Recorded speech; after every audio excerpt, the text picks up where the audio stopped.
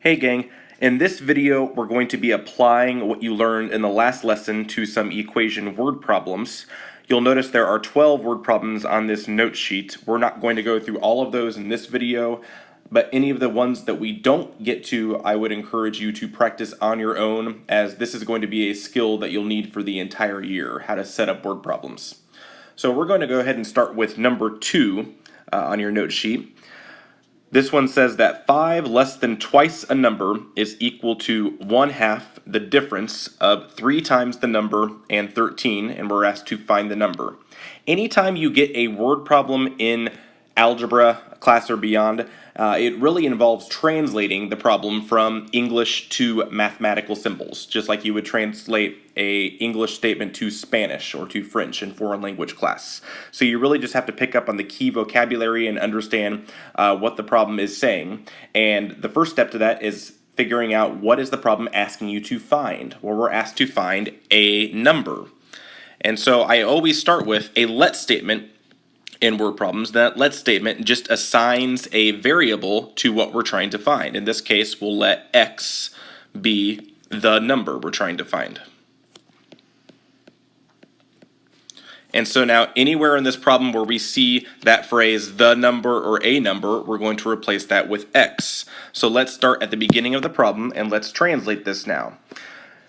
The beginning of the problem says 5 less than. Well, 5 less than means I'm subtracting 5 from something. So I'm going to subtract 5, and this is going to be the beginning of my equation that I'll write for this problem. 5 less than twice a number. Well, twice means times 2. So I'm going to be taking 2 times a number. Well, this is where my variable comes into play. We assigned x to a number, so this is 2 times x, or 2x minus 5. The next phrase is equal to, just means an equal sign. 1/2 means we're taking 1/2 times something else. The difference means subtract, of 3 times the number, so again that would be 3 times x and 13. And the and 13, because we had that phrase difference, means we're subtracting 13.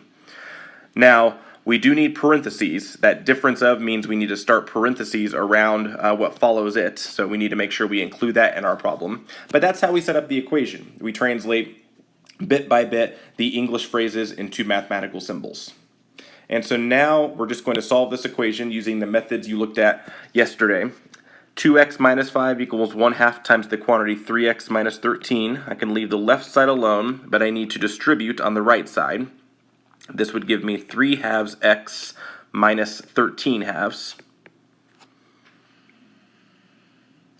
And from there I can move my variable to one side by subtracting 3/2 x from both sides. 3/2 is the same as 1/2, so 2 minus 1/2 is 1/2. So this will be 1/2 x minus 5 equals negative 13/2. From there I can add 5 to both sides. So I have 1/2 x equals negative 13/2 plus 5 is going to give me negative 3/2. And then my last step is to get rid of that 1/2 by multiplying by its reciprocal 2. And negative 3/2 times 2 is going to be negative 3. So in this case, x equals negative 3. And because this is a word problem, we want to put this back in an English phrase. We can just say the number is negative 3. Okay, we're going to look at a few more. I want to look at number 4 now. This one says that Kara's golf score was 1 less than 3/4 of Greg's golf score. If the sum of their scores was 153, find Kara's golf score. So this problem is a little bit more complex than number 2. We know that we need to find Kara's golf score, so that's going to be one of our let statements, is letting something be equal to Kara's golf score. But there's another issue in this problem. We actually have 2 unknowns. We don't know Kara's golf score, but we also don't know Greg's golf score. So we're going to need another let statement for Greg's. Even though the problem isn't asking us to find Greg's score, we still need to include it in our let statement since it's also an unknown. And so in this problem, we're comparing one unknown to another unknown. And so in this case, I'm going to have two let statements, but I'm going to only use one variable in both let statements. So if you read the first sentence with me again, it says that Kara's golf score was 1 less than 3/4 of Greg's golf score. So it's using Greg's golf score when it's describing Kara's. So when this happens, I'm going to take the unknown that it's using, which is Greg's golf score, and I'm going to make that my variable. So Greg's golf score is going to be my variable. And then for Kara's, I'm going to write an expression that uses this x. So let's read this carefully. Kara's golf score was 1 less than, so we know we need to subtract 1 from something, 3/4 of, which means 3/4 times, Greg's golf score, which we've said is x. So for our let statement for Kara's, we would write 3/4 x minus 1. So now that we've written our two let statements, now we can go back and write our actual equation. The equation we're going to get from the next sentence, which says the sum of their scores, which means we're going to add the scores together. Greg's golf score is x, and then Kara's is 3/4 x minus 1. And it said the sum was 153, so this equals 153. So now we're going to solve this equation. X plus 3/4 x is going to give us 7/4 x. So 7/4 x minus 1 equals 153. From there, if I want to, I can just get rid of my fraction by multiplying everything by 4. So if I do that on this side and this side, that's going to cancel out my denominator and give me nice whole numbers. I'll get 7x minus 4 equals 612. And then I just need to add 4 to both sides. That gives me 7x equals 616. And then divide both sides by 7, and I get x equals 88. Now, that 88, remember, is x, which is Greg's golf score, but we want Kara's golf score to answer the problem. So to find our answer, we actually need to take Kara's let statement, 3/4 x minus 1, and substitute in our 88 for x. So this is 3/4 times 88 minus 1, and that's going to give us 65. So Kara's golf score was 65.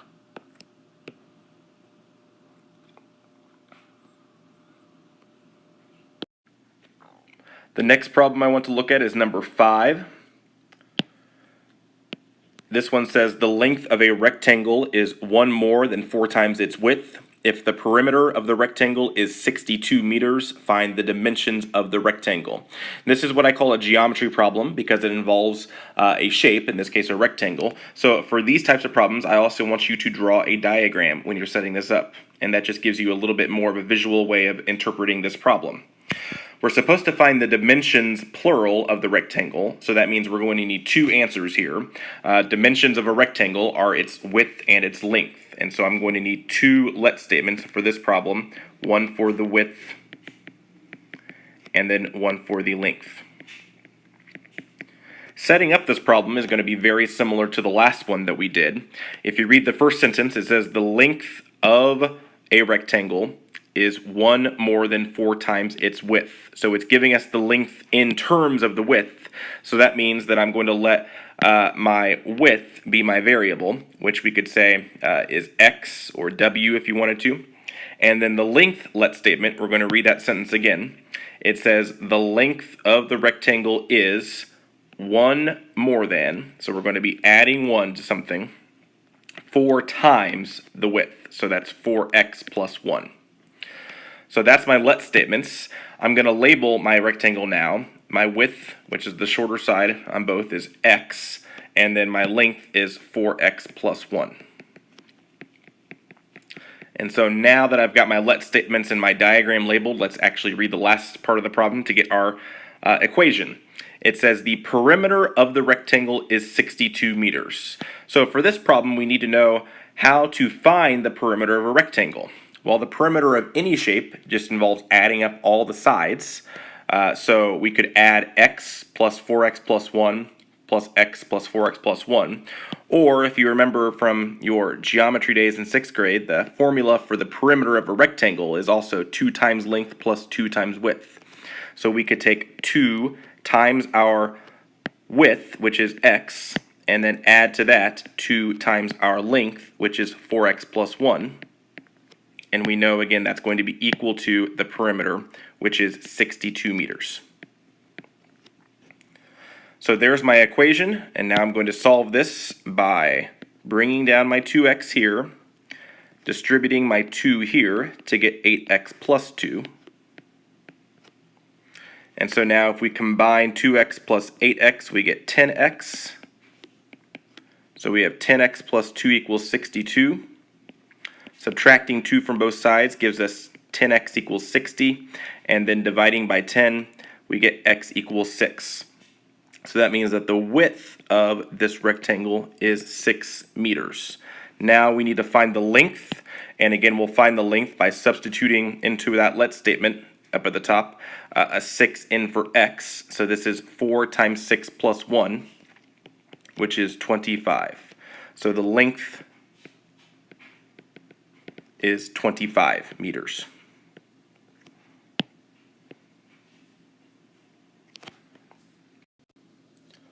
Okay, next I want to look at the back side of your paper, and we're going to look at number 8. This problem says that Kelly, Laura, and Tia sold boxes of cookies for a fundraiser. Kelly sold 15 boxes less than Laura. Tia sold twice as many boxes as Kelly. And if they all sold 83 boxes of cookies in total, how many boxes did each girl sell? So we have 3 girls selling cookies, and it's asking how many each one sold. So that means we're going to need 3 let statements.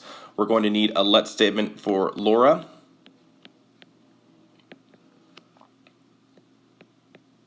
we're going to need one for Kelly, and we will need one for Tia.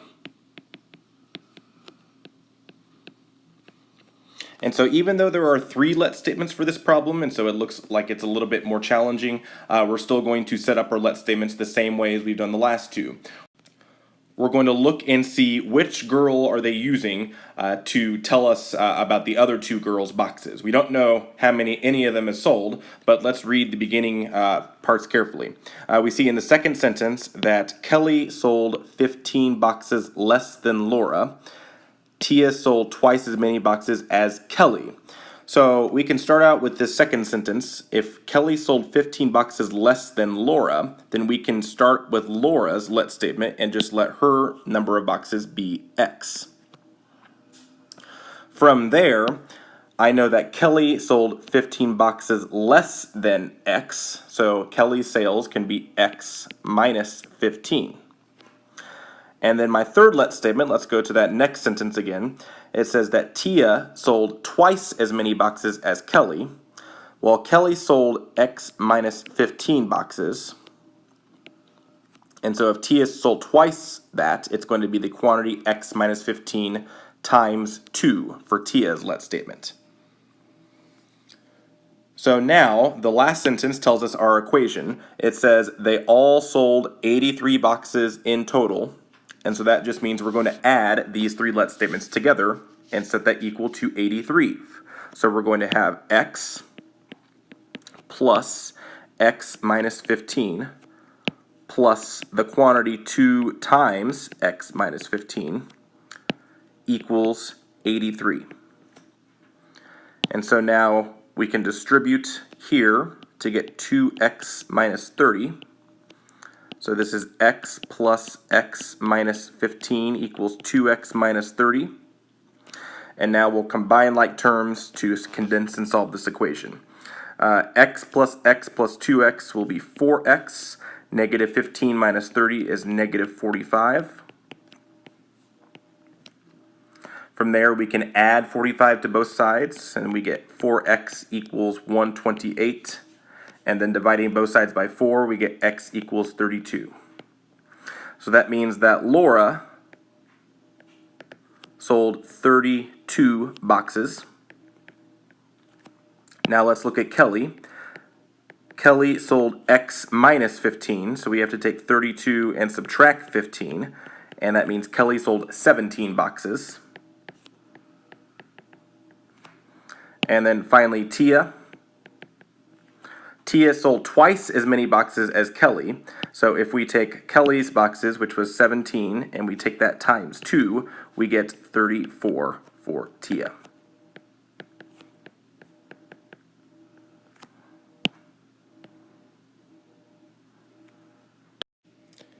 Okay, we're going to look at one more problem, and that's going to be number 11.